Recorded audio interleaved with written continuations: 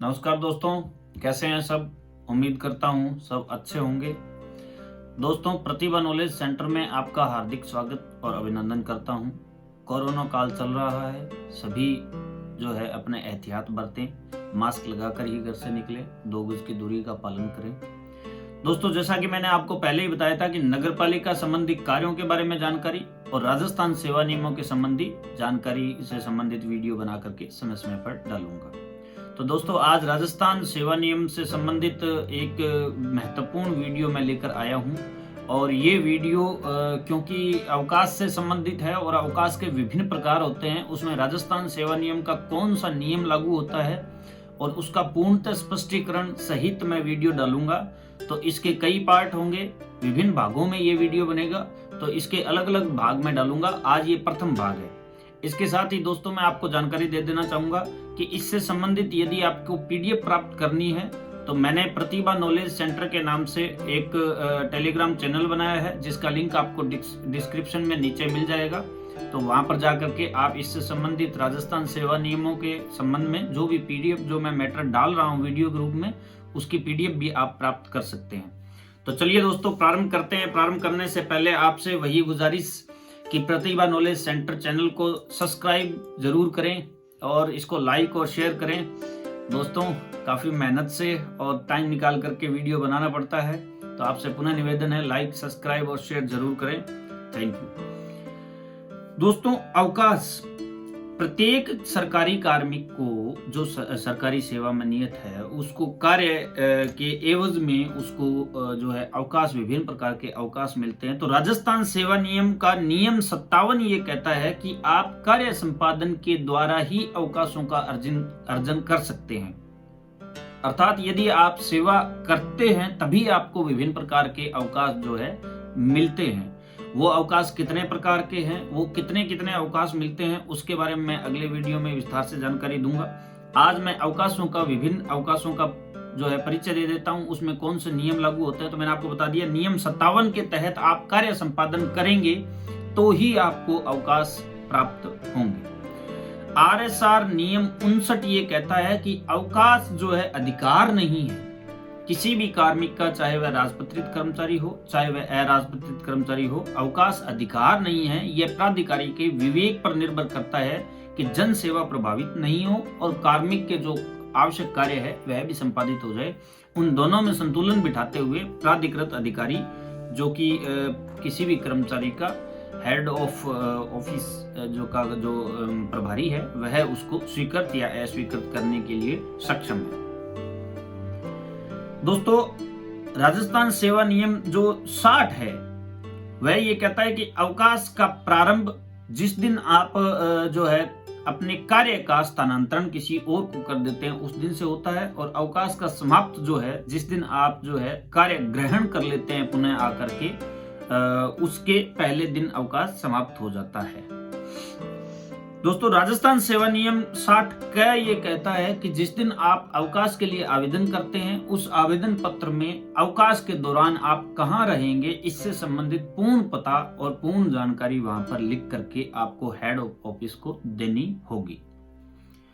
राजस्थान सेवा नियम का 61 नियम ये कहता है कि अवकाश के साथ, उससे पहले या उससे बाद में यदि आपके जो है सार्वजनिक अवकाश आते हैं तो आप उनका उपभोग कर सकते हैं, परंतु उसकी कुछ परिस्थितियां हैं। यदि आपकी लाइबिलिटीज, जैसे आप कैशियर हैं या अकाउंटेंट हैं, तो अगर आपके पास में जो है कैश होता है या अन्य लाइबिलिटियां होती है तो वो उनकी परिस्थितियां अलग होती है।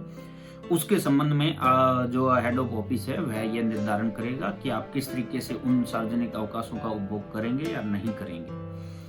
दोस्तों, राजस्थान सेवा नियम का 64 नियम 64 ये कहता है कि अवकाश के दौरान आप किसी भी निजी नियोजन को, निजी कार्य को, कोई भी प्राइवेट कार्य, लाभ का कार्य नहीं कर सकते, वो भी राज्य सरकार की बिना पूर्व अनुमति के नहीं कर सकते। यदि आप राज्य सरकार से सक्षम स्वीकृति प्राप्त करते हैं तो अवकाश के दौरान ऐसा कोई अति आवश्यक जो नियोजन का कार्य है, यदि राज्य सरकार स्वीकृति देती है तो आप कर सकते हैं, अन्यथा बिना राज्य सरकार की अनुमति के नहीं कर सकते।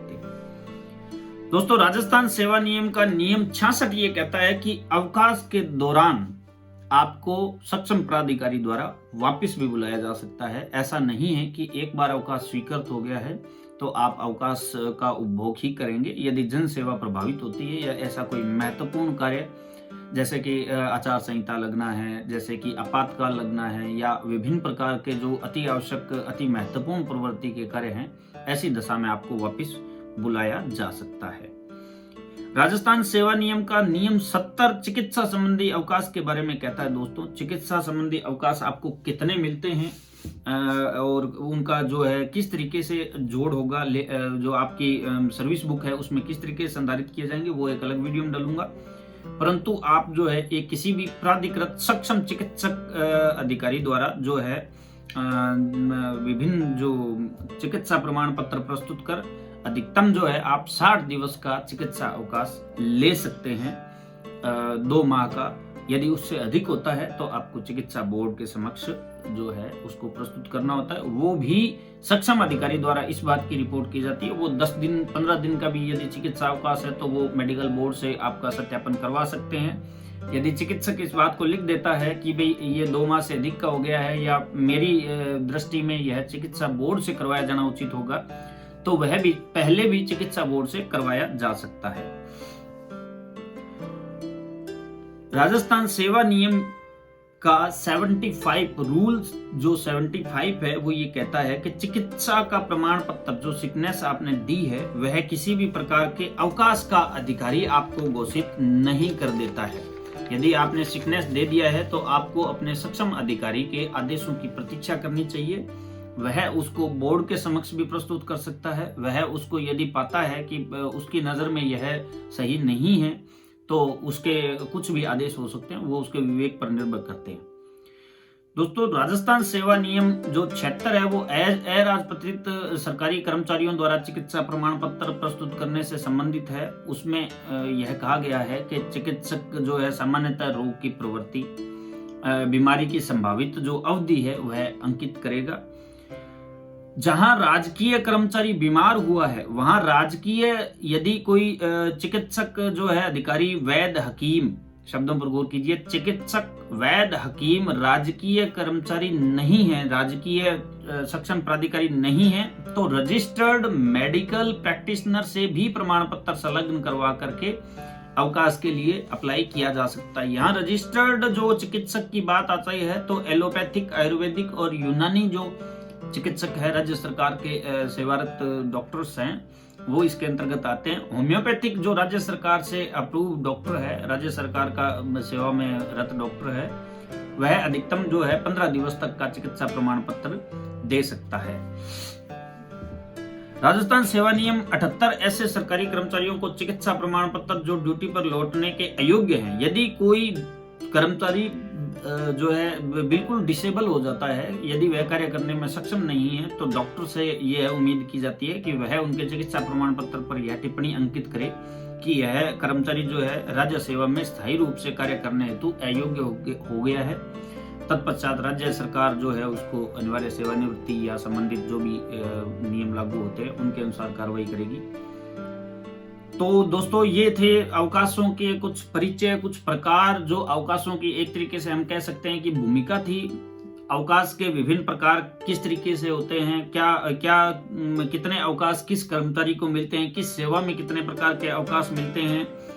यदि नियत तारीख से पहले अवकाश से कोई कार्मिक लौट आता है तो उसके लिए क्या संबंधित नियम हैं, अवकाशों की स्वीकृति किस प्रकार होगी, अस्वीकृति किस प्रकार से होती है, स्वास्थ्य होने से संबंधित जो प्रमाण पत्र है वो किस तरीके से होगा, आदि के बारे में मैं भाग 2, 3 या एटसेट्रा जो भी जितने भी भाग इसके बनेंगे, समस्त जो भाग मैं अवकाश से रिलेटेड, जिसमें आकस्मिक अवकाश है, उपार्जित अवकाश है, अध्ययन अवकाश है, प्रसूति अवकाश है, आदि के बारे में सारे वीडियो बना करके डालूंगा। तो दोस्तों, प्रतिभा नॉलेज सेंटर को देखते रहिए और पुनः इसको निवेदन है मेरा, लाइक और सब्सक्राइब कीजिए। इससे संबंधित जो मैं मटेरियल बना करके डाल रहा हूं, प्राप्त करने के लिए आप नीचे दिए गए डिस्क्रिप्शन में जो लिंक दिया हुआ उस पर जाकर के आप टेलीग्राम चैनल ज्वाइन कर सकते हैं। वहां पर मैं इससे संबंधित जो भी वीडियो जो पीडीएफ होगी वो मैं पीडीएफ उस पर डाल दूंगा और आप पीडीएफ वहां से प्राप्त कर सकते हैं। ये नियम बड़े आपके काम के हो सकते हैं, कभी भी इसकी जरूरत हो सकती है।